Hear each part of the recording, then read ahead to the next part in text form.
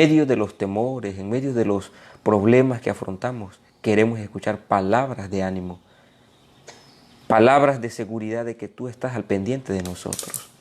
Entonces concédenos tu gracia maravillosa. En el nombre de Cristo Jesús. Amén, Señor.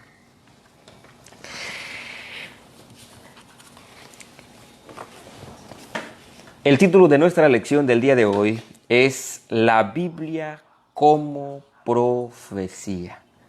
La Biblia como profecía. La Biblia es por demás un libro muy amado, único entre la literatura que se conoce. ¿Y por qué digo que único y muy amado? Bueno, porque como vamos a ver ahora, los expertos dicen que por lo menos un 30% de su contenido se compone de profecías y literatura profética. Y esta mañana vamos a estudiar precisamente textos del Antiguo Testamento que unen, que apuntan, que profetizaban lo que iba a pasar en el Nuevo Testamento. En el caso, en su mayoría, con lo que tenía que ver con Jesús. Por lo tanto, abramos entonces nuestra Biblia. Como lo hemos estado haciendo, es necesario que tú tengas la Biblia a la mano para que tú y yo podamos escuchar la palabra de Dios, no lo que dice un ser humano, sino escuchar lo que dice la palabra de Dios. El primer texto, vamos a estudiar algunos textos esta mañana. El primer texto es el libro de Génesis, capítulo 49. Solo voy a leer un texto que marca en esta sección, aunque debemos leer por lo menos unos 4 o 5. En realidad solo voy a leer el que hace alusión a la profecía que debemos ligar, que debemos unir este versículo. Y dice, el versículo 10 es el clave aquí. No será quitado el cetro de Judá, ni el legislador de entre sus pies, hasta que venga a Silo, y a él se congregarán los pueblos. No será quitado el cetro de Judá. Aquí es Jacob el que está haciendo una profecía. Jacob está haciendo una profecía cuando todavía ni siquiera Judá había tenido una gran descendencia. Es más, ni siquiera tenían pensado que entre ellos iba a haber un rey. Nada. Es más, ni siquiera sabían que iban a pasar por la esclavitud. Pero Jacob, inspirado por Dios, ya está pensando, por supuesto, inspirado por Dios, ya está diciendo que iba a haber un rey en Israel. Iba a haber un rey en Israel. Pero no solamente eso, dice que no iba a ser quitado el cetro de Judá. Es decir, que vendría un gobernante mucho más poderoso que cualquier ser humano. Y ese gobernante, ese rey al que nos estamos refiriendo, definitivamente tiene que ser Jesús, porque todos los reyes murieron. Es más, David murió. Pero Jesús era el cumplimiento de esta profecía.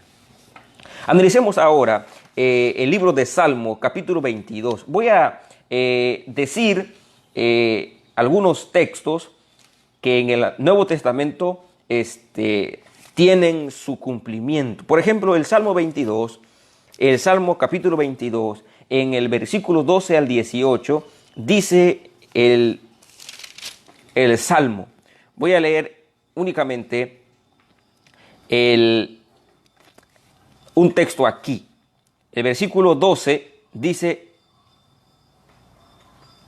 me han rodeado muchos toros, fuertes toros de Basán me han acercado. Ahora, miren lo que dice el versículo 16. Porque perros me han rodeado, me ha cercado cuadrilla de malignos. Horadaron mis manos y mis pies. Contar puedo todos mis huesos. Entre tanto ellos me miran y me observan. Repartieron entre sí mis vestidos y sobre mi ropa echaron suertes. Esa es otra profecía que aquí el salmista David está haciendo sin que él, ¿verdad?, esté viendo lo que va a pasar con Jesús. Él está cantando en un salmo y este salmo se cumple en la vida de Jesús. ¿Qué textos dicen eso? Mateo 27:35 dice que los soldados le quitaron el vestido porque era de un solo corte el vestido de Jesús. Y entonces echaron suerte para ver quién se quedaba con el vestido de Jesús.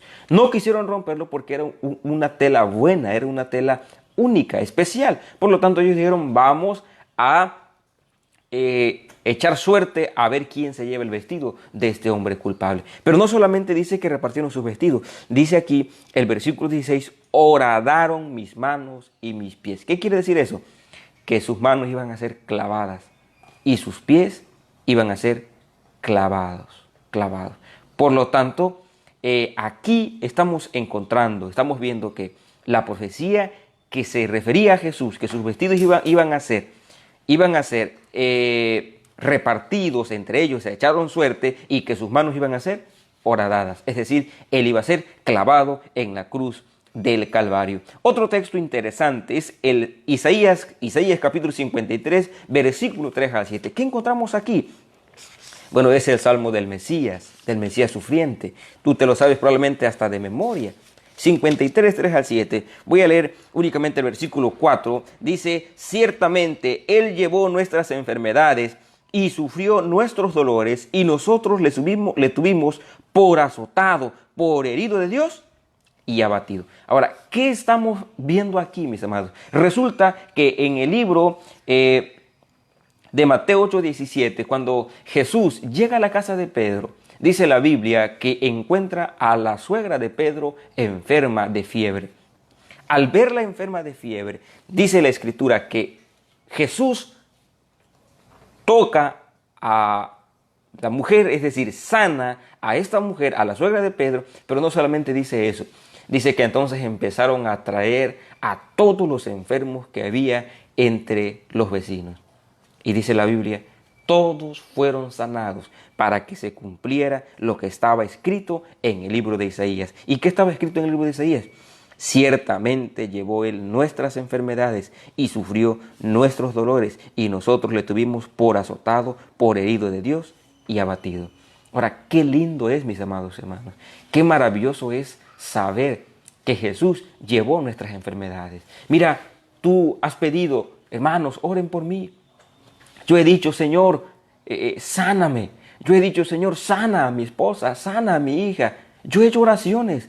Y mis amados hermanos, este texto de aquí, versículo 4, ciertamente Él llevó nuestras enfermedades. Es una profecía que se cumplió cuando Jesús vino aquí a esta tierra. No se ha cumplido a plenitud porque estamos en un mundo lleno de pecado.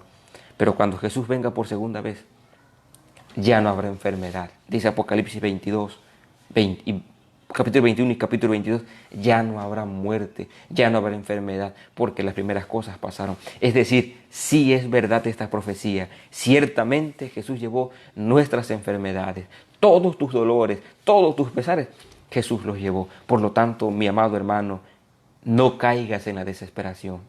En medio del dolor, levanta la mirada al cielo y di, gracias, Señor, por esta linda profecía que se ha cumplido. Se cumplió cuando Jesús vino, pero se cumplirá a plenitud cuando Él venga por segunda vez por nosotros. Ciertamente Él llevó nuestras enfermedades. En medio del dolor, en medio de la tristeza, del abatimiento, tú no estás solo. Créele a Jesús, créele a Jesús.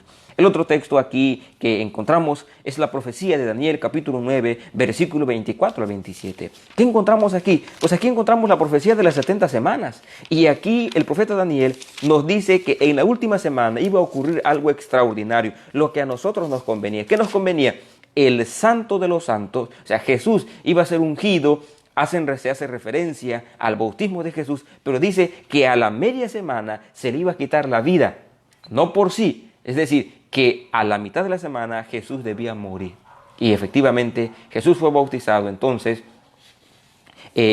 aproximadamente cuando tenía 30 años, Y él entonces muere a los 33 años.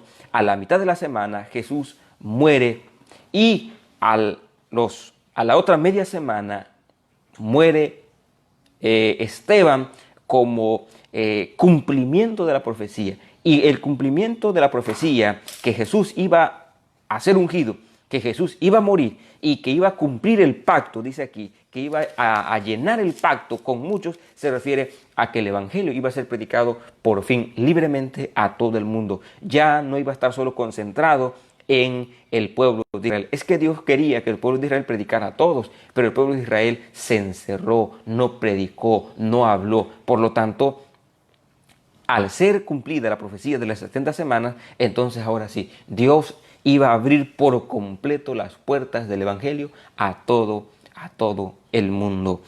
Por lo tanto, esta profecía también se cumple en Jesús. Mateo 24, 15 nos dice que Jesús precisamente muere. Él muere por nosotros en nuestro favor. El otro texto es Miqueas 5:2.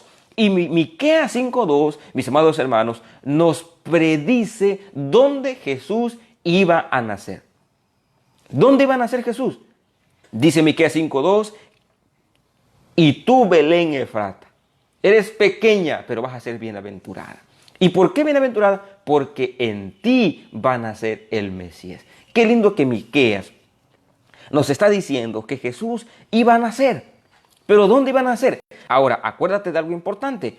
Cuando Herodes recibe a los magos de Oriente, iba a decir los reyes, pero eso no existen en la Biblia, los magos de Oriente, o los sabios de Oriente más bien, los sabios de Oriente, cuando él recibe a los sabios, de pronto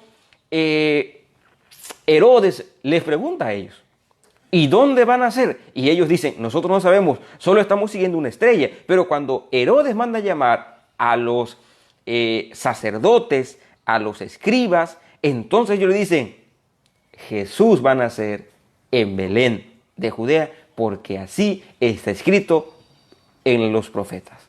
Y se estaban refiriendo a Miqueas 5:2. Por lo tanto, ¿esa profecía se cumplió? Sí. Cuando nosotros vamos a Mateo 2:6, dice efectivamente que Jesús nació en Belén. Circunstancias, no, profecía. La Biblia es profecía y las profecías se están cumpliendo. Y las profecías se cumplieron aquí con el nacimiento de Jesús. Y la profecía se cumplió. Y Malaquías 3:1 hace referencia a un texto lindo e interesante. Nos dice que antes que Jesús empezara con su ministerio, antes que Jesús iniciara con su ministerio, dice la Biblia, he aquí yo envío un mensajero, el cual preparará el camino delante de mí, a quien vosotros buscáis. Es decir, que Juan el Bautista cumplió la profecía del capítulo 3 de Malaquías. ¿Por qué? Porque Juan el Bautista empezó a predicar, arrepentíos, porque el reino de los cielos se ha acercado. Y él dijo así, detrás de mí viene alguien que yo no soy digno ni siquiera de desatar la correa de sus sandalias. Es decir, él estaba preparando el camino para Jesús. Aquí la profecía se cumplió. Otra vez, la profecía se cumplió. Malaquías nos dice que iba a venir un mensajero y fue Juan el Bautista, Mateo 11:10. Mateo 11:10, haciendo referencia precisamente a Juan el Bautista, dice lo siguiente. Mientras ellos se iban, comenzó Jesús a decir de Juan a la gente, ¿qué salisteis a ver al desierto? ¿Una caña sacudida por el viento? Versículo 10. Porque este es de quien está escrito, he aquí yo envío mi mensajero delante de tu faz, el cual preparará tu camino delante de ti. Es decir, Jesús está diciendo, bueno, Juan el Bautista, ustedes lo ven como un hombre normal. De hecho, a Juan el Bautista lo consideraban como que demonio tenía, porque él no convivía con las personas. A Jesús lo llamaron comilón y bebedor porque le gustaba convivir con las personas. Pero a Juan el Bautista le decían demonio tiene porque él no convivía con las personas. Pero Jesús le dice, a ese que ustedes le dicen que tiene demonio, ese hombre está cumpliendo una profecía. Él es el mensajero del cual habla Malaquías. Y la gente dice, wow, Malaquías lo había predicho y nosotros no lo estábamos comprendiendo bien. Ahora, el último texto es un texto, sin lugar a dudas, hermanos, muy interesante. ¿Por qué Zacarías 9:9? De acuerdo a la tradición popular, estamos a punto de iniciar el Domingo de Ramos. Ahora, ese día en la Biblia, ¿qué se llama? ¿Cómo se llama? Ese día en la Biblia se llama la entrada triunfal de Jesús a Jerusalén. ¿Y cómo iba a entrar? ¿Cómo iba a entrar? Dice la Biblia, alégrate mucho, hija de Sión. Da voces de júbilo, hija de Jerusalén. He aquí tu rey vendrá a ti, justo y salvador, humilde y cabalgando sobre un asno, sobre un pollino de asna. No estoy promoviendo de ninguna manera esa creencia. Lo que yo estoy diciendo es que la profecía que dijo Zacarías sobre Jesús, que iba a entrar a Jerusalén montado en un pollino, se cumplió. Y se cumplió en la última semana de vida de Jesús. Era domingo, efectivamente. Era domingo cuando Jesús decidió cumplir esta profecía. Mandó a sus discípulos y les dijo, vayan a encontrar un pollino, el cual nadie lo ha montado. Tráiganmelo. Si el dueño les pregunta, ¿por qué lo están pidiendo? Entonces díganle, el Señor lo necesita. Y efectivamente, el dueño les preguntó, ¿y qué hacen ustedes? Y ellos le dijeron, el Señor lo necesita.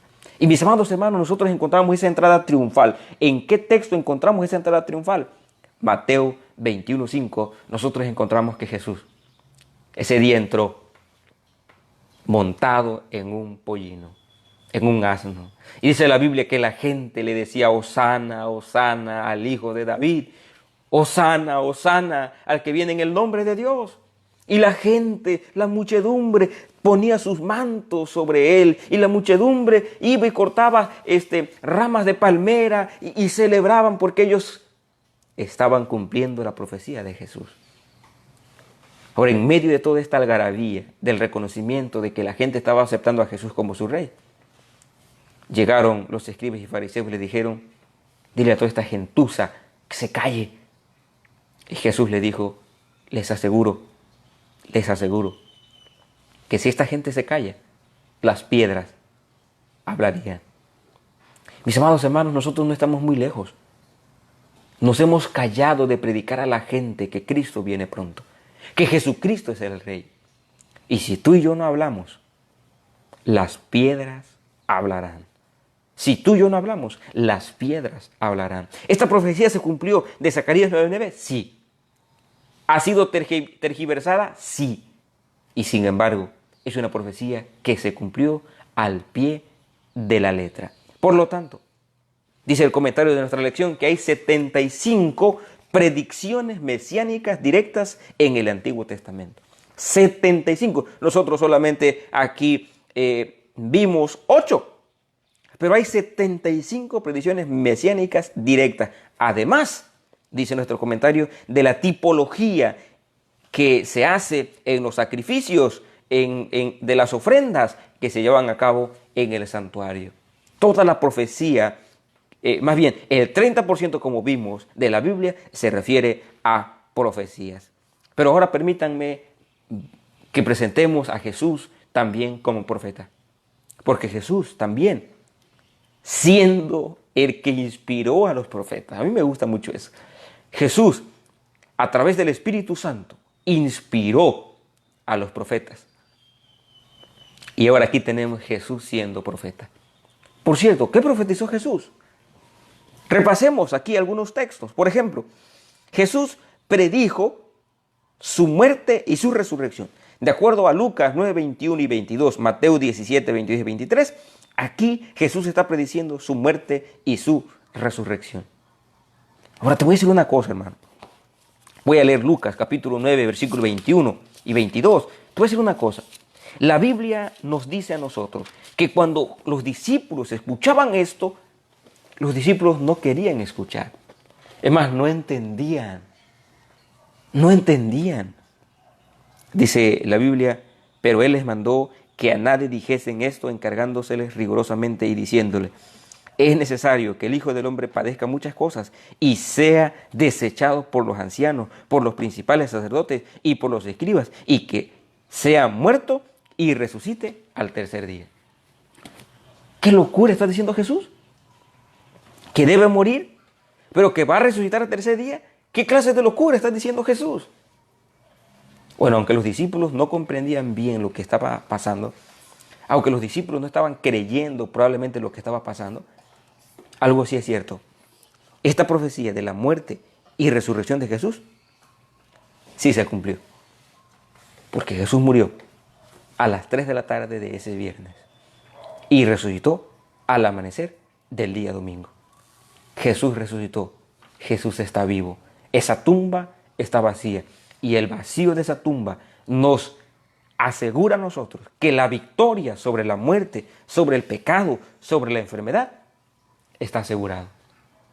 La victoria sobre la desgracia humana está lista para que se realice, se lleve a cabo. Mis amados hermanos, no hay nada que temer porque Jesús está al control de toda la situación. Sin embargo, también Jesús, como profeta, predijo algo que a nosotros nos interesa. ¿Qué predijo él? Mateo 24, 1 y 2, él predijo, dice la Biblia, él predijo la destrucción de Jerusalén. Él predijo la destrucción de Jerusalén. Y él dice, ¿ven todo esto?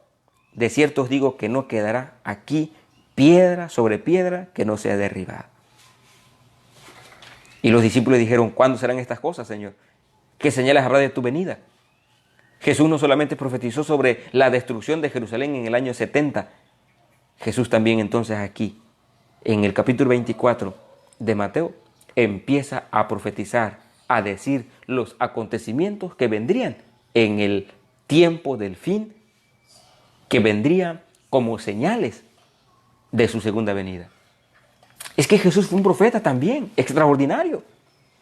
Que Él haya sido un profeta nos asegura a nosotros que Él tiene la historia bajo su control.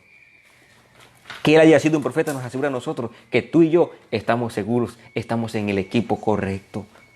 Que tú y yo estemos con Jesús nos asegura que alcanzaremos la salvación por su gracia y por su amor. Y finalmente, Juan 14, 1 al 3. Jesús hizo una profecía extraordinaria. Por eso es que al principio colocamos el canto Vamos al hogar. Muy pronto dejaremos este mundo vil y al cielo nos iremos a vivir. Por eso hoy mi rostro sonríe feliz, pues Cristo tiene un trono para mí. Un trono de oro y calles de cristal, un sol que por siempre nos alumbrará. Hoy yo quisiera ahora allí estar con mis hermanos y también con mis padres, con mi esposa, con mis hijos. Hoy yo quisiera estar ahora allí con Jesús. Nos conviene que Jesús venga. La otra promesa que Jesús hizo, o la otra profecía que Él hizo, que estamos esperando que se cumpla, es la de Juan 14, 1 al 3. Y si me fuere, vendré otra vez. ¡Qué maravilla, amados! ¡Qué lindo! ¡Qué linda profecía! Jesús nos dijo, voy a morir y voy a resucitar. Lo cumplió. Jesús dijo, la destrucción de Jerusalén va a llegar. En el año 70 ocurrió. Y Jesús dijo, vendré otra vez. Y estamos esperando que se cumpla esa profecía. Por lo tanto, mis amados hermanos, a mí me llena de esperanza saber que todo lo que la Biblia dice es verdad. Que todo lo que la Biblia ha profetizado es verdad. Mis amados hermanos, créele a Dios. Créele a Dios. A mí me llena de seguridad y certeza esto. Uno, porque todo se ha cumplido. Y porque todas las profecías son para nuestro beneficio. Escúcheme bien. Todas las profecías de Jesús se han cumplido. Las profecías de la Biblia que tienen que ver con eventos finales se han cumplido. Pero no solo eso. Todas las profecías que Jesús hizo son para nuestro beneficio. Y eso a mí me da seguridad. Y eso a mí me da tranquilidad, porque Jesús está al control de la situación. Créele a tu amigo Jesús. Créele a tu amigo Jesús. Hoy, ¿por qué no renovamos nuestro compromiso de ser fieles a Dios?